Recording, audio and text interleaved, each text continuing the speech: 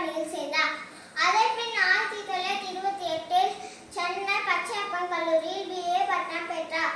1930 திருமதி ராணி அம்மையாரை திருமணம் செய்து கொண்டார். 1935 சென்னை மாநகராட்சி தேர்தலில் நீதி கட்சியின் சார்பாக பெத்தநாயக்கன்பேட்டையில் போட்டியிட்டு அவர் தன் தேர்தல் அரசியல் வாழ்க்கையை தொடங்கினார். நீதி கட்சி அதன் பின் திராவிட கழகம் என்று பயணித்த பேரறிஞர் அண்ணா 17 செப்டம்பர் 1949 அன்று திராவிட முன்னேற்ற கழகம் என்ற ஒரு அமைப்பை ஏற்படுத்துவதாக அறிவித்து அதன் பின் சென்னை ராபின்சன் பூங்காவில் முதல் பொதுக்கூட்டத்தை தொடங்கி தமிழ்நாட்டின் வரலாற்றை புரட்டி போன்ற ஒரு அரசியல் இயக்கத்தை தலைமையேற்று நடத்த தொடங்கினார்.